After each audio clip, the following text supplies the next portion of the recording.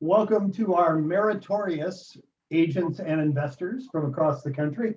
Today is Thursday, July 14th, 2022, and this is All the Leads Mastermind podcast number 386. Bruce, you're up. All right. I just want to welcome everyone and let you guys know that we appreciate each and every person. I'm going to repeat what I said before the recording was turned on and tell you guys that this is your forum. This is your mastermind. We're not here to listen to ourselves pontificate. One of the things that really helps all of us is if we can see your faces. Anyone who's camera ready and willing to go on camera, throw your camera on. Now, if you're going to fall asleep like some people do, you can leave your camera off because that's distracting. Or if you're going to walk around shirtless or something like that, you don't have to turn your camera on. But we like seeing you. Please, as you have questions about getting started with probate, everybody look at Tim. He's prepared for the shirtless people that have their cameras on. All right. If you have questions about getting started with probate, if you have questions about individual deals, if you have questions about adjustments to your campaigns, and I mentioned probate, and the same things for your divorce leads and your general business, we are here for you. We're focused at this point in our business is all the leads on probate, pre-probate, and divorce. But we're looking for other ideas in a shifting market to create business. If you have something, a strategy that you've used in the past or that you're using now to generate business for yourselves, even if it's outside of the probate, divorce, or pre-probate space, share it.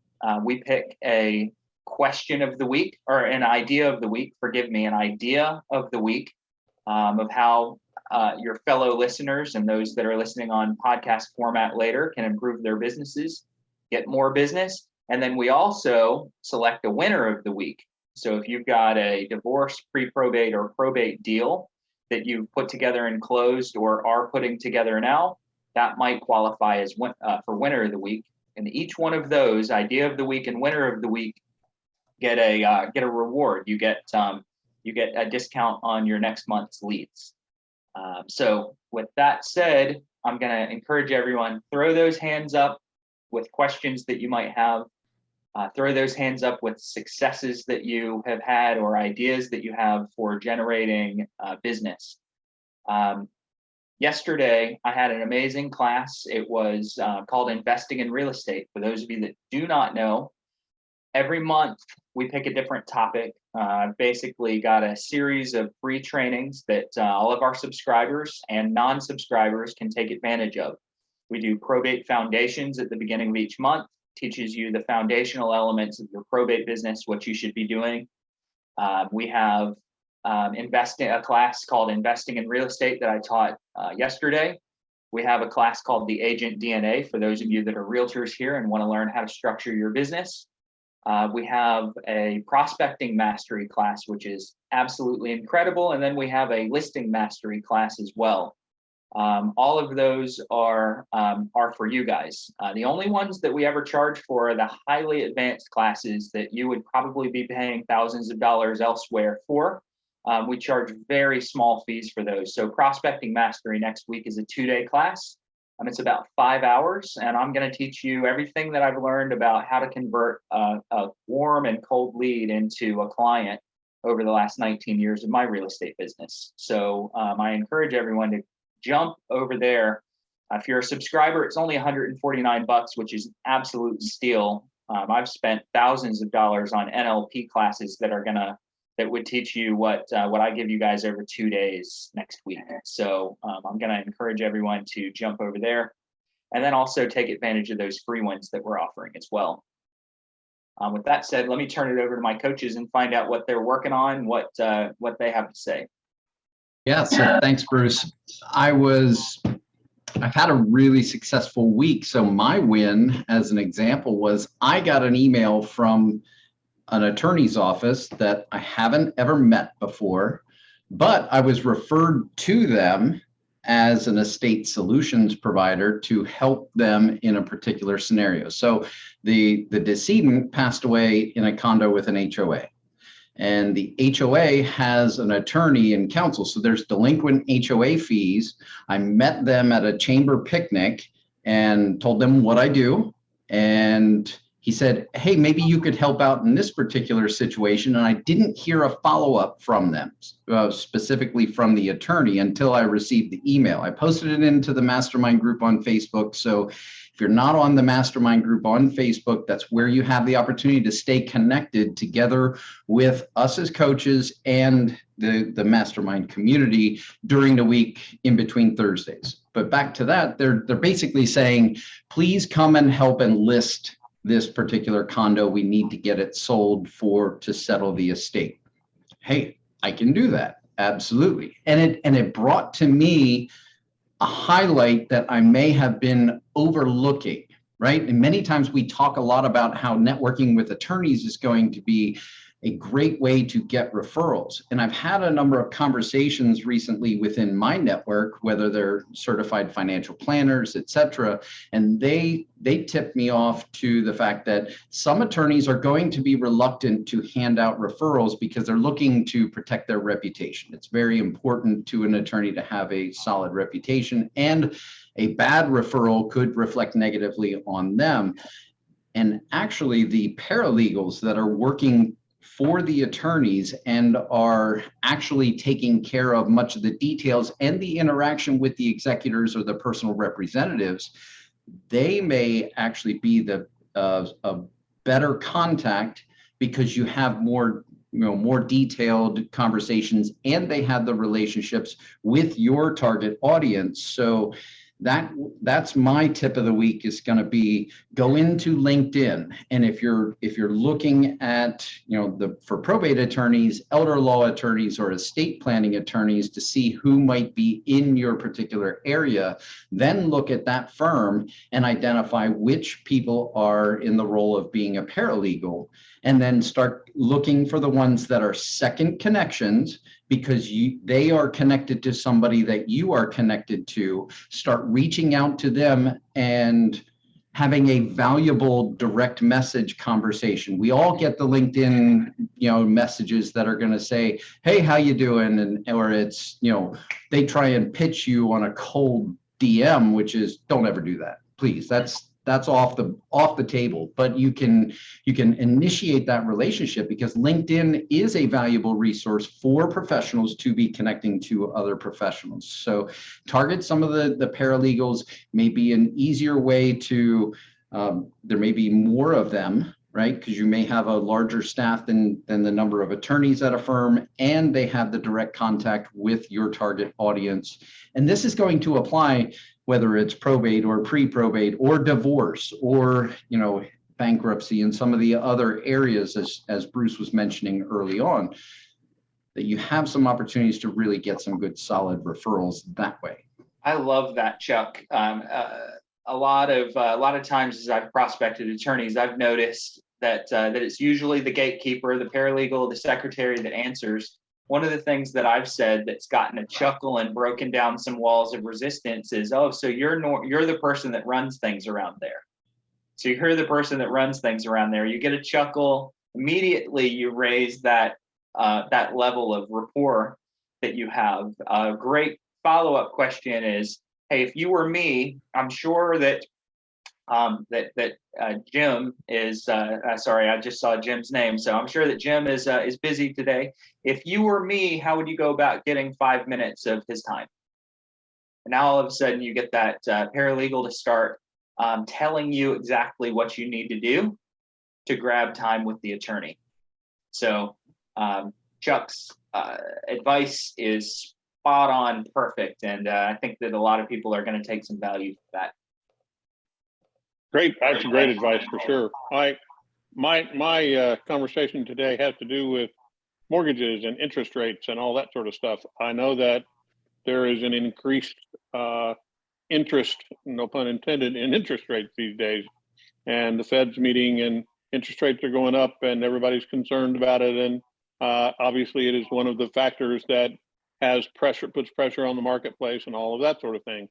What it should be saying to you is that you need to be very, very close to the people who are offering mortgages in your marketplace and who can offer your customers the best possible opportunity for financing.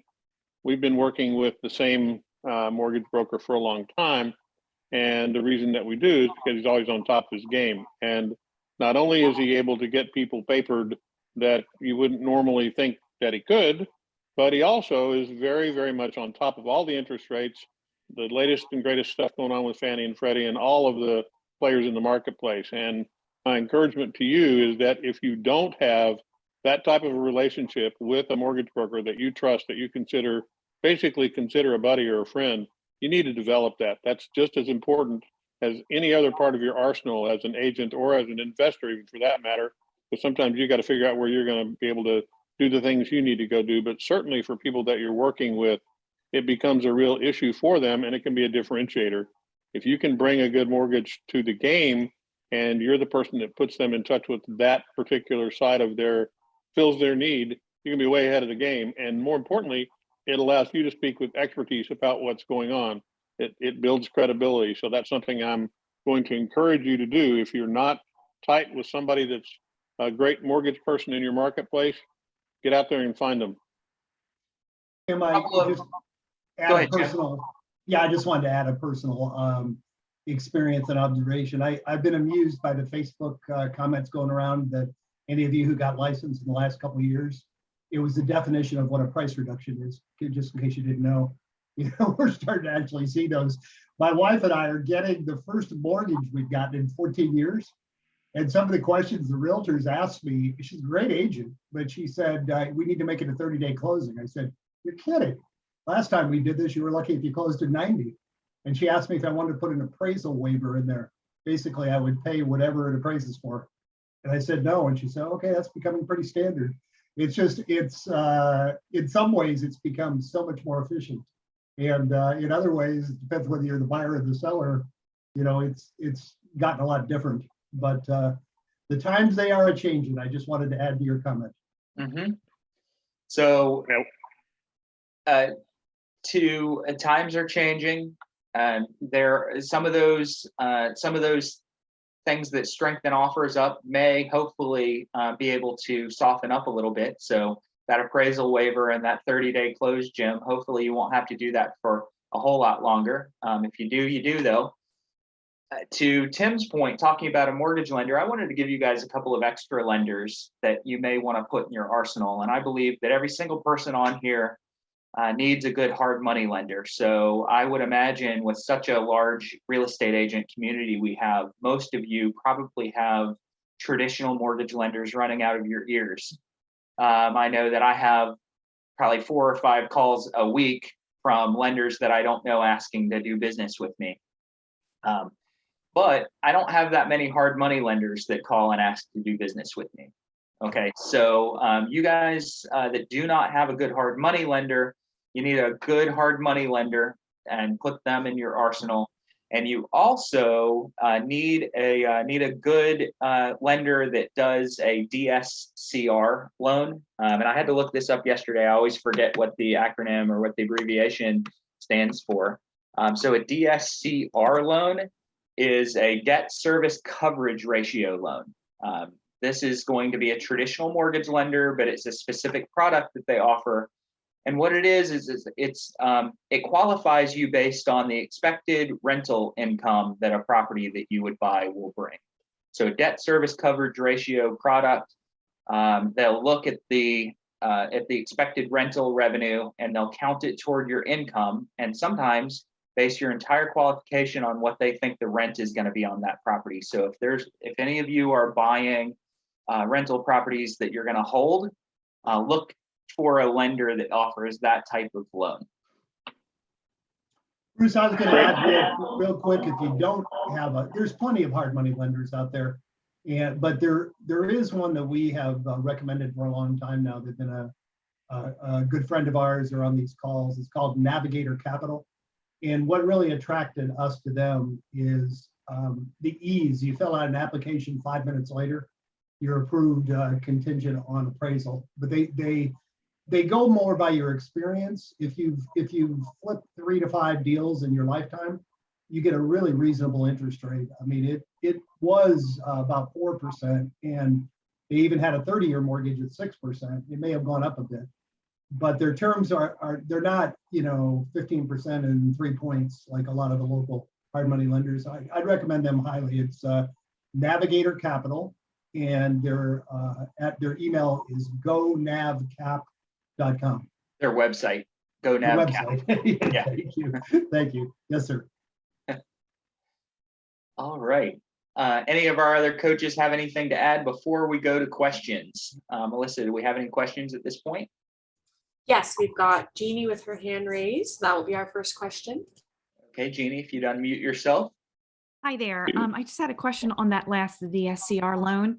Do you know if that qualification would be based on, like, does the property already have to have a rental history, or is it an estimated rental history, like projected with comps? The majority of your lenders that offer this type of service are going to base it on their projected rental income.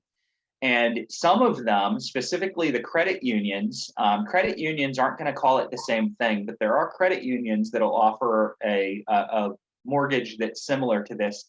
They'll actually let you do it on an Airbnb. So that if you're in a resort or a heavily traveled to destination, they'll look at expected Airbnb income, and they'll base it on that. Your traditional lenders won't normally let it be short-term rentals. They want to know what they expect an annual rental amount is going to be. It's a And great way to some stock of them up. will accept rent rolls. Yep. I've seen that where they actually are, Jeannie, looking for a rent roll, or if you don't have it, obviously they'll project it. But if you've got rent rolls, it also helps to show your vacancy rates and things like that. So if they're making that kind of loan and you have it, it's certainly good to provide it as collateral information for them. Another series of tips, if you're going to do this, a lot of times these lenders will limit your personal number of properties that you can have to 3, 4, or 5 in a program like this. A way to get around that would be to borrow, personally guarantee, but borrow as a corporation. And you can get through some of those limits on the number of properties that you can buy in a debt service coverage program. In other words, be selective about what's showing up in your name versus what's showing up under a corporate name. Yep, exactly. Right. All right. Anything else, Jeannie? Is that good for you? Perfect.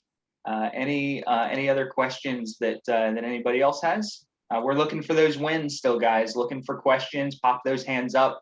Experiences with all the leads, experiences with probate, and challenges.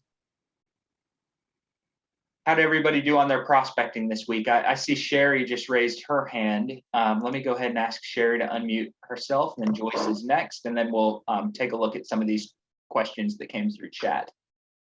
Sherry? It says I'm not allowed to unmute myself. You're unmuted. Okay, good. Yeah. So I don't know if this counts as a win or not, but I was in your class yesterday, and it was very, very helpful. I think it's going to be really important moving forward for me. Thank you so much. Oh, that's amazing. I think that's a win.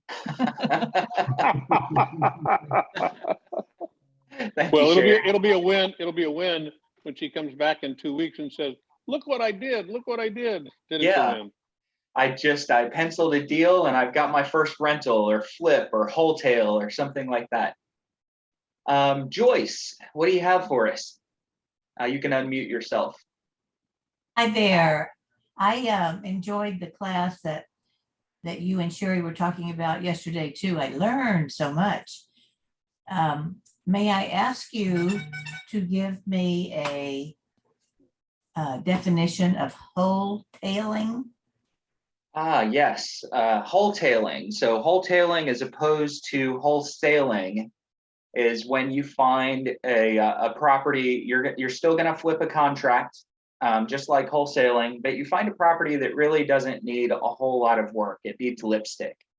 You put a couple of days of work into it. You first off, you have to sign a contract. So you've got to get a contract. If you're an agent, make sure that you're disclosing to the seller what you're going to do and letting them know what the upside to them is going to be if they list with you instead of signing a personal deal with you.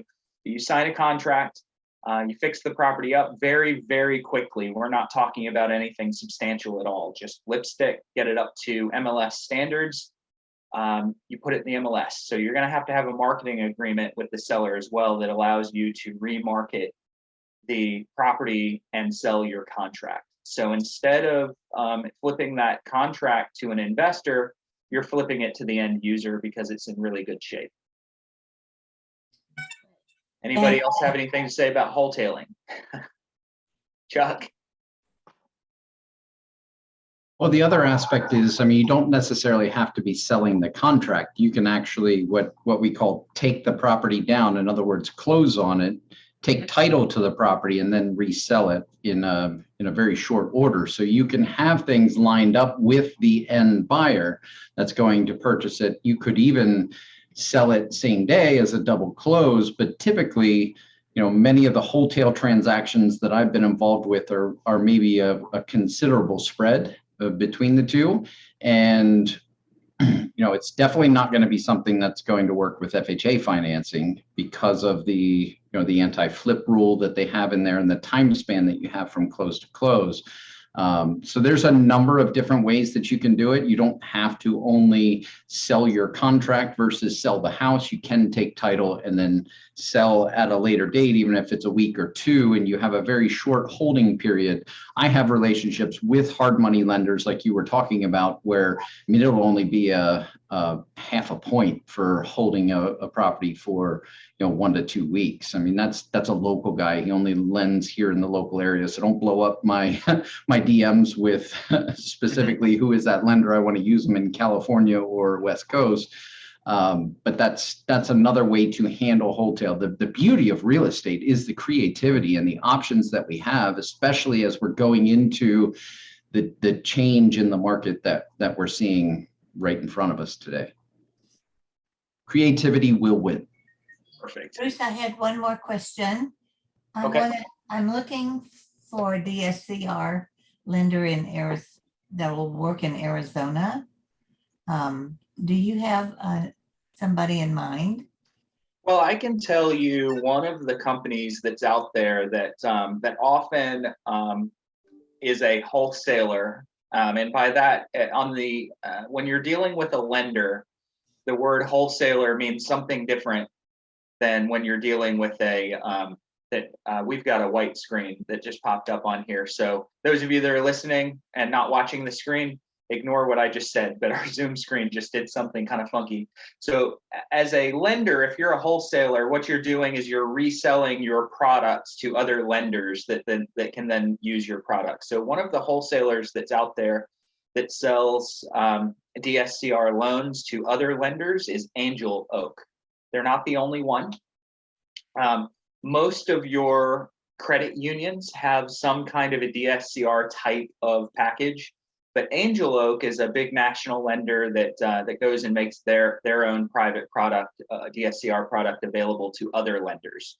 If you want to cut out the other lender's markup, you could always just go straight to Angel Oak. And some of their lenders are good, some of their lenders are bad. So I'm not endorsing any individual loan officers. I'm just telling you that they have a good DSCR product.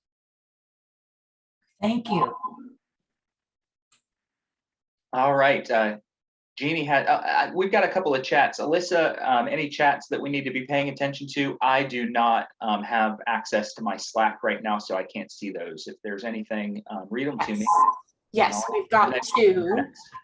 The first one is a question from a subscriber, and he asked if the probate process was the same from state to state, or if there's something specific he has to disclose on his letters or brochures, depending on his state probate regulations. And he's a subscriber from North Carolina. Yeah, that's an easy one for me to answer, living in North Carolina and having done plenty of probates in North Carolina. If you're an agent, make sure that you get your agent status and company name onto your mailers. I put those down in my footer in very small print. There's nothing in North Carolina that says that you have to put that front and center and make it really huge. So I put it in small print down at the bottom of my letters.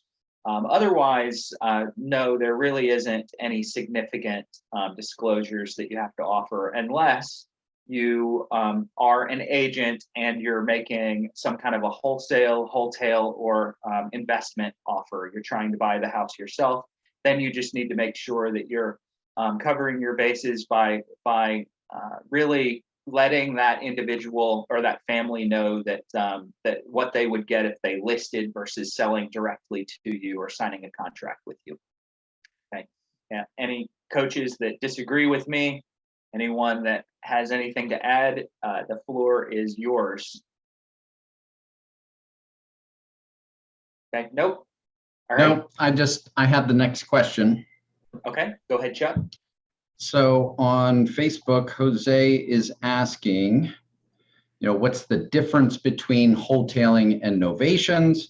I thought you take down properties when wholetailing and do minor work. Yes, absolutely. If you're going to do minor work to a property, do not do work on a property that you do not have title to. That's one of my first rules in my business. I'm not going to physically make improvements without owning the property by my entity, etc.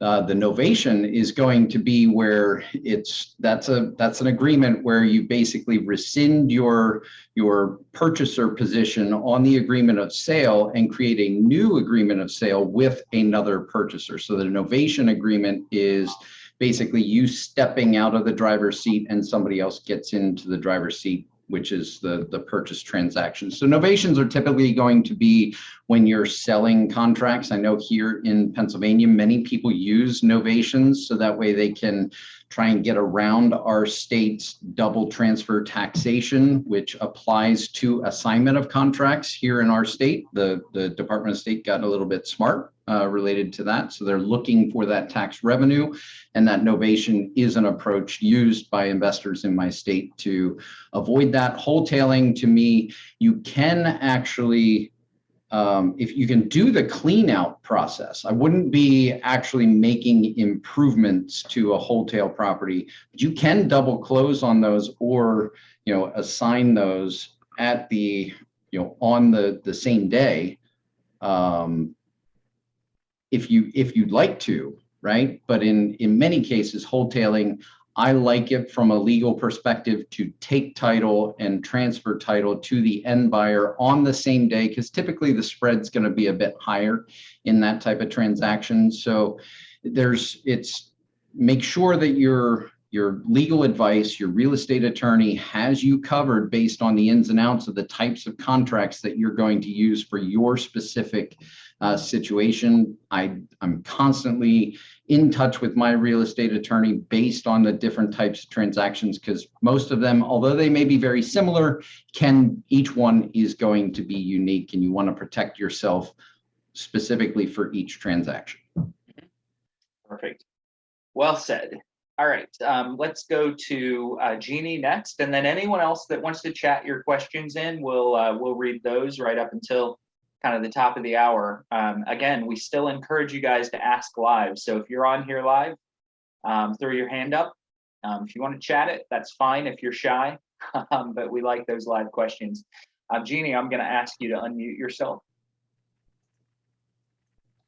Thank you. Actually, Chuck, this is based on an earlier comment that you made. So you're from Pennsylvania, which is Commonwealth, which I'm from Maryland, and we're very similar. We're actually reciprocal.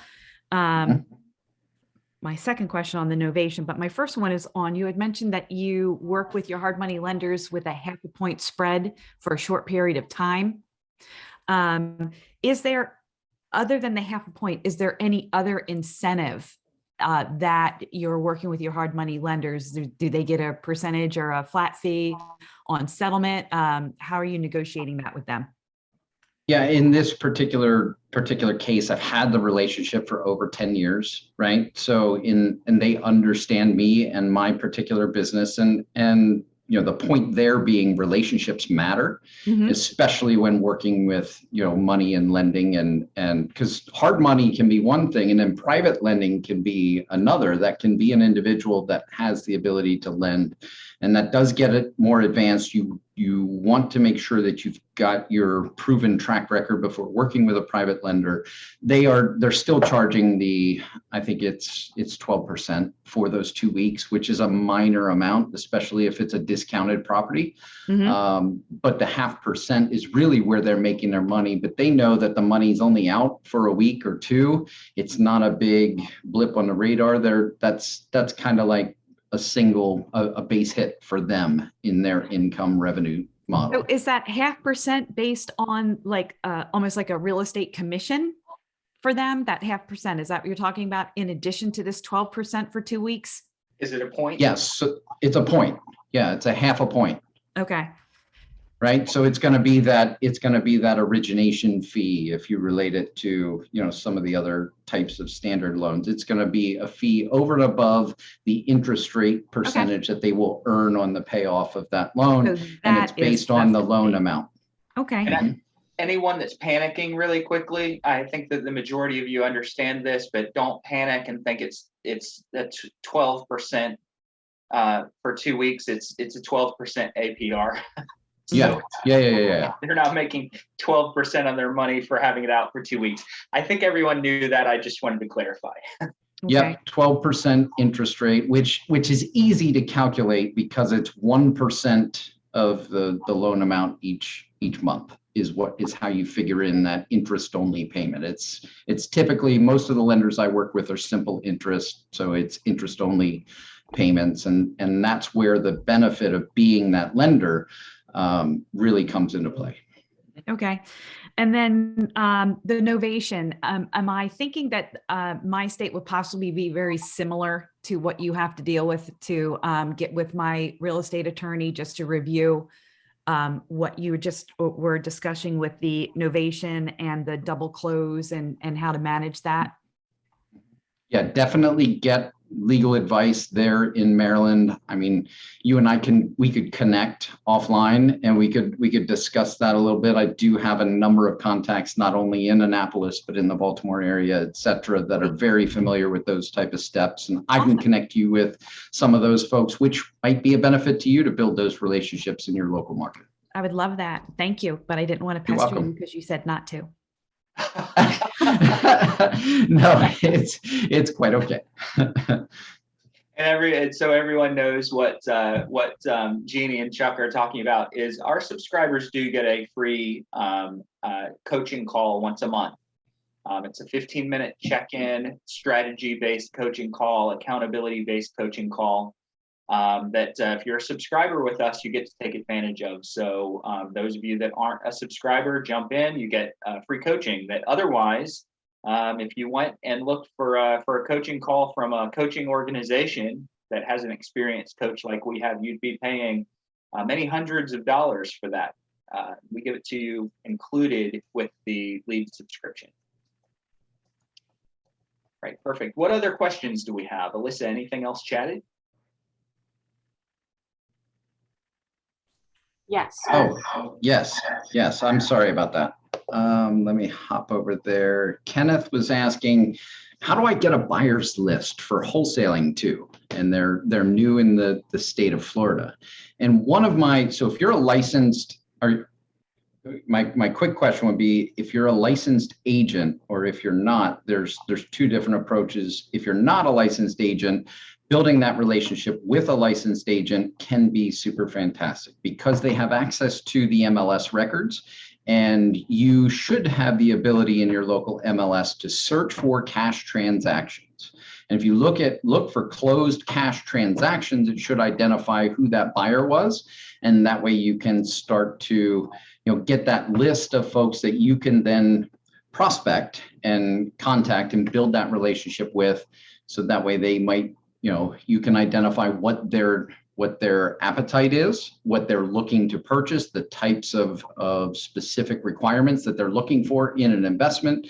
And then you can, go find that and provide that to them, or you can work directly with the agents, which might be also a benefit, to be able to have that network established. So cash buyers that are specified in closed transaction in the MLS is an excellent place to start. Yep. Join a REIA. So join an REIA group. So Real Estate Investors Association.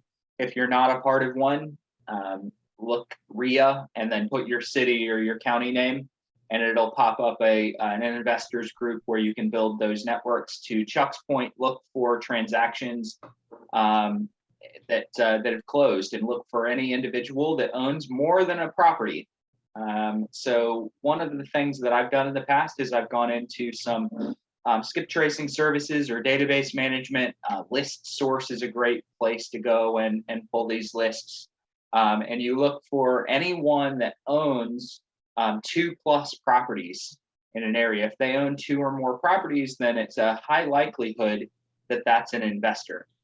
Find their phone number, call them up, and ask if they're actively buying investment properties. And it's a little bit of a grassroots approach, but it's how I built a strong investor list that I can flip contracts to or take properties to. One asterisk to that, Bruce, would be to identify which are non-owner occupied properties. Correct. Yes. Yep. Now, it would be difficult to live in 2 places. I get that. So if you have the multiple, then you're definitely going to have them. But if they're 1 and 1, it may not be as strong of a buyer prospect if they had, more and multiple, a larger portfolio. Yeah. So prioritize the big ones. Now they're going to be more savvy, so they're definitely going from a wholesaling perspective. They may, beat you up a little bit more on, the sales price of your property than if they are a newer investor that's looking to use an investment property more as a savings plan. So there's a couple different strategies and focuses that investors are going to have if they're turn and burn, if they're flippers or they're looking for that cash transaction. You want to look for, also then the age of how long. I mean, you can start to dissect a lot of the data and you can end up in analysis paralysis. Don't do that, but get your criteria set up so that way you can have a manageable list and, pick up the phone, turn on the charm and build relationships. I believe Douglas Converse has been trying to ask a question. Douglas, are you able to unmute yourself there? Yes, I can. Can you hear me okay? Yep. We got you. Okay, first I want to start with, I want to thank Chuck, I want to thank you for recommending the book, The Power of One More or something. The book was amazing in helping me because based on some interaction with Bruce, I've learned to measure my days, and that book gives me the right language to push me when I'm stuck. It's just, it reminds me of the things I've heard about John Wooden's coaching. He would stand on the court and just say just what needs to be done, nothing else, as the team was running up and down the court. Well, that's what that book does. It's great. So thank you so much for recommending it. And You're welcome. Also, I mentioned last week about this woman that I had been contacting with, and then I let some time pass. And she now is she's called me back and she's ready to make a move. And the timing's perfect on this call too, because my questions are being answered.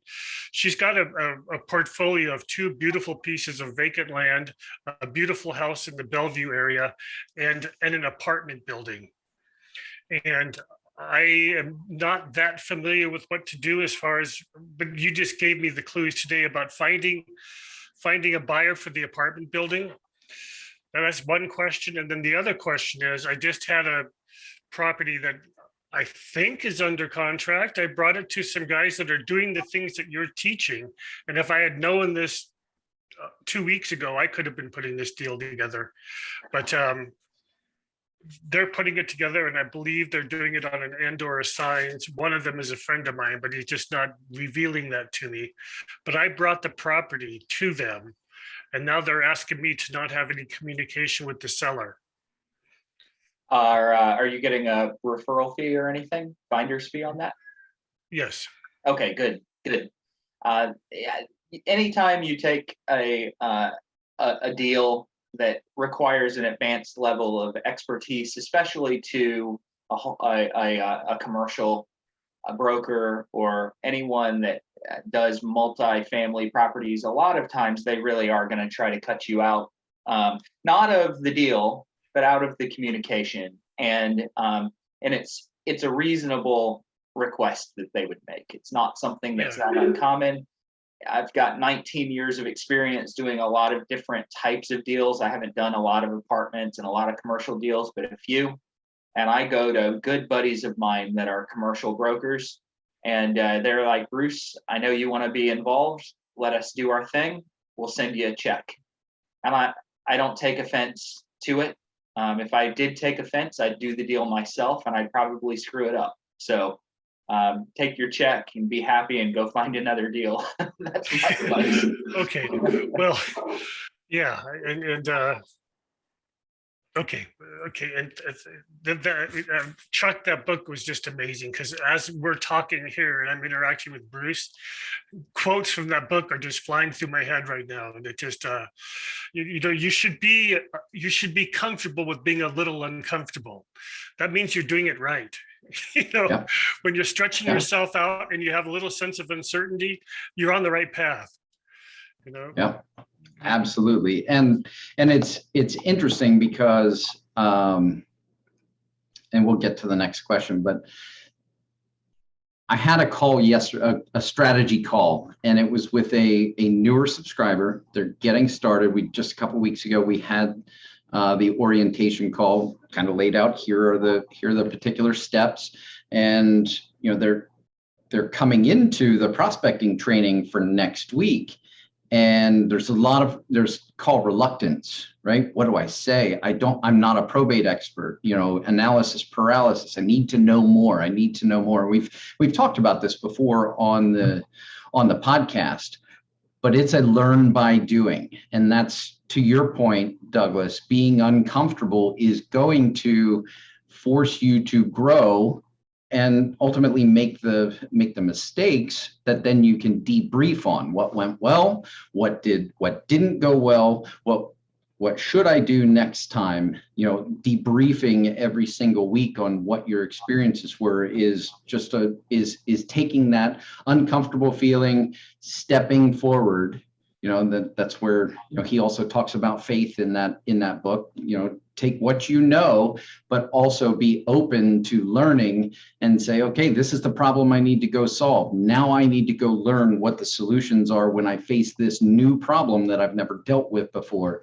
And the same thing is going to be for your conversations, whether it's speaking to a personal representative, an attorney, a hard money lender, a DSCR lender, etc. We don't know what we don't know, but by being uncomfortable and taking those steps forward, that's how we're going to grow. And the experience is what's going to make us stronger in the future. Yeah, and the funny thing is, right now I'm thinking, well, it comes across as a good thought, but a week ago it would have scared me. It's like my thought right now, and it's a lovely problem to have. The only problem I have right now is now there's no excuses. There's no excuses. I have to take action. So it's a good place to be. And thank you guys both, Bruce and Chuck. Thank you. Thank you, Douglas. And Bruce, thank you for showing me how to break or describing to me how to break down my days to measure them. That's going to just really improve my production. I'm excited to see where you go, man. Hey, Doug, your comment about no excuses, it reminds me of that old expression, burn the bridges behind you. You're eliminating any potential for you not to move forward. You're eliminating the best potential, which is giving yourself an excuse. And that's so simple, but that's pretty brilliant. So congrats on getting it. Thank you. Yep. I also want to add one other thing, and that is that we tend to fall into becoming creatures of habit. That's because we're people, and we get comfortable doing the things that we do. And oftentimes the challenge of being comfortable and being really good at what you do is that when somebody moves your cheese, you got a problem because you're used to doing the same things every day the same way. And, along comes the Fed and bumps interest rates, or all of a sudden housing supplies are coming up, or houses are hard to find, or markets change, or any of the myriad things that can affect our market. And unfortunately today, or fortunately, depending on your point of view, we live in a world where, as we started at the very beginning of this conversation, 30-day closings are not unusual, and lots of things have happened that have expedited our world and moved things much quicker. And if you're not challenging yourself all the time to do something a little bit uncomfortable and looking into things that you didn't know before and digging and digging and digging, then when your cheese gets moved, you're going to be hungry. And I think it was a great thing that was said there about, doing something that stretches you out. Find something that you don't know how to do that you're like, well, maybe I ought to go learn a little bit about that. At the very least, it's going to make you more knowledgeable about your business. Hey, Tim, for those on here that aren't as old as you and I, that was a book, Who Moved My Cheese? But it was many years ago. It's very similar to what Doug's talking about. Some people may not know. Yeah, it is. And yeah, God. I've got 3 things out of today's call that are just beautiful. So thank you. And oh God, it slipped my mind. There was something else that this class is really exciting. Okay. so yeah, I just thank you. Thanks, Douglas. I had to look this quote up. We all want good judgment. We all want good judgment. We want to take the right steps at the right time. And a lot of times we don't take those steps because we're uncomfortable. We're scared of where the mistakes that we might make. And I had to look this quote up. But Dr. Kerr White said, good judgment comes from experience. So good judgment comes from experience. Experience comes from bad judgment. So if you want good judgment, you have to get experience first. The only way to get experience is to get out there and make some mistakes. So I'm going to have you guys go make some mistakes this week and get the experience that's going to lead to your good judgment. And if you need help debriefing on those bad judgments, then schedule a coaching call and let's talk about it. Let's get you pointed in the right direction. There was another question real quick that came in online, and can we do staging on a probate property with no repairs but furniture, etc.? And the answer to that is absolutely. When you have the property to be able to list, definitely put together your listing strategy that's going to help you achieve and maximize the result for your client. I stage a lot of properties, and normally if there's staging involved, I will charge a higher commission and sometimes even charge an upfront fee. If you are going to spend money on staging, make sure that you're protected. I, on kind of the opposite of Chuck, do spend money on deals before they've closed and I've made an income, but I'm always protected. And I spoke with someone last week who'd spent $10,000 on staging and repairs on a property, and the seller decided not to list. And there's no recourse that this individual has. And that's an expensive lesson to learn. So just make sure that you're protecting yourselves, guys, if you are going to put money into staging or anything like this. But there are plenty of ways to expect yourself. So that I'm going to go back to the quote again. Good judgment comes from experience, and experience comes from bad judgment. And this individual put himself out there, had some bad judgment, got some experience, and now has good judgment. So mistakes like that, while painful, are not the worst thing that could happen to you. Now, saying that is not to discourage anyone from staging and preparing their probate listings for the market. You can do that. Just make sure that you're protected. And if you don't know how to do it, book a coaching call with Chuck. All right. Should we go to Joyce, or do we have any other chat questions here? We do have about 4 minutes before we wrap up. I want to say one thing. I know that Belinda had asked a couple of questions in chat, and Belinda, I'm going to have somebody reach out to you after the call and talk a little bit about some of the things that you've been experiencing, and we're going to get you squared away. So I don't think we're not listening. All Perfect. And before I go to Joyce, I do want to plug one more time that next week is Prospecting Mastery. It's a 2-day, 5-hour class. It's 2.5 hours each day. If you're a subscriber of All the Leads, it's only $149. It's one of the very few classes that we charge for. If you are not a subscriber, it's still a low price of $249, but we're going to encourage you to jump in, grab some leads so that you can get the lower price. I'm going to teach you a lot of stuff of exactly what to say and how to manipulate or influence the conversations that you're having that will lead you to business. So I just wanted to plug that again really quickly before we lost anyone. With that, I'd like to jump over to Joyce and take her question. If you unmute yourself. You're still muted, Joyce. Oh, thank you. I wondered if you could just briefly review the breaking down of the day that Doug was talking about. Douglas, would you unmute yourself? We had a coaching session, and for the life of me, I don't remember what I told you to do. Okay, it was really interesting because he gave me a way of giving myself points for each activity with the goal of reaching a certain amount of points daily and weekly. So you can measure how you're doing. Do you remember that, Bruce? I do now, yes. So and I'm still creating mine, but it makes so much sense because when I pause and I'm not sure what to do, I realize what target am I shooting at, or if one even doing that at targeting at all.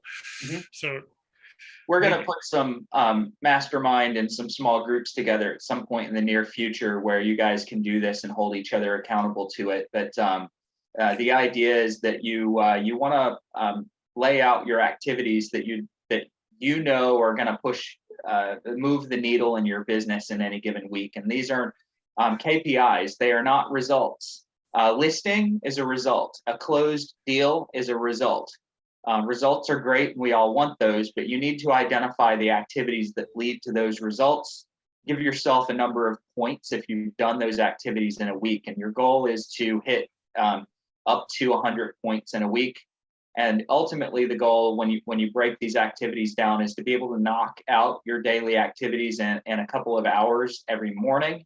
And then that way, your day could go completely haywire, which a lot of our days go completely crazy by the time you get to the afternoon.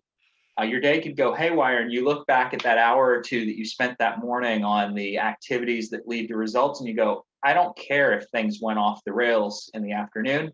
I got the most important things done. Thank you very much.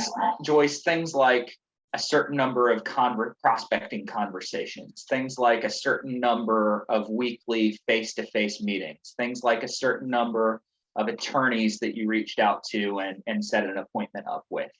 CMAs, if you're an agent, that you've done for clients, things like that lead to results. By the way, one of my activities that I give myself points for is my 20-20-20 activities, which is the start of my day, 20 minutes of exercise, 20 minutes of meditation, 20 minutes of learning something new.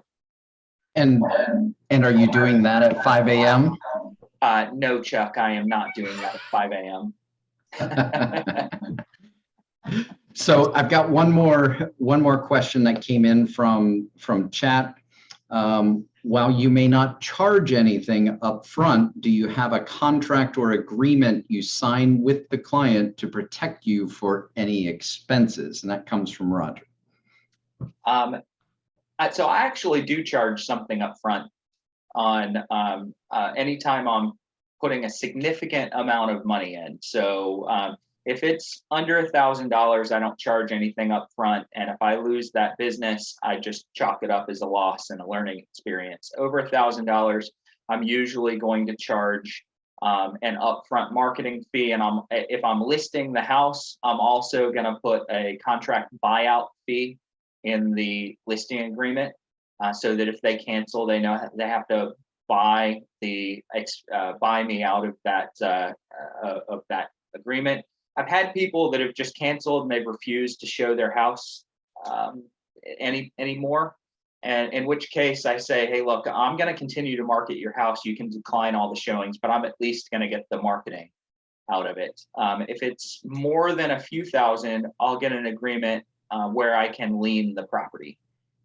So it's very rare that I would ever need to do that, because normally I'm only spending a couple of $1,000s on one of those, and I typically also marking the commission up. So instead of, let's hypothetically say, instead of listing at 6%, I might list at 8%. And then that way, 9 out of 10 times, I'm going to close on the deal. I'm going to make that extra % or 2 or 3% commission. And that's going to cover any losses I might get on that rare occasion. All right, so all those are hypothetical numbers. I'm not proposing commission rates for those of you that that are worried about me discussing commissions. All right. Is there anything else? I think we are a couple of minutes over the hour. We do appreciate you guys. So go ahead. One more question, and that was from Carmen. And Carmen, you had a question. If you'll unmute, I think we can take your question. I don't see Carmen's hand. It was in chat. Oh, in chat. Carmen, are you able to unmute yourself? Hello, everyone. Thank you. I did find my answer in the All the Leads training page, so thank you, and I'll dive more into that. Okay, great. Thank you. Just didn't want you And to feel unloved. right, I was worried about next week's prospecting conversations, and since I'm going to be on vacation and no internet, and looks like we do it about every month. So thank you. All righty. Thank you. Thank you, Carmen. Jim, you want to take us home? All right. I don't know about y'all, but I feel like these calls just keep getting better and better. I want to thank each of you for being here today. Yeah, Chuck. I want to thank you for making this another great call. I want to particularly thank those that actively participated. I want to challenge each of you, take one thing that inspired you on today's call, go out and put it into practice, and please come back next Thursday and share your results with the group. Thank you, everybody. Make it a great week. Talk to you same time next Thursday. Take care.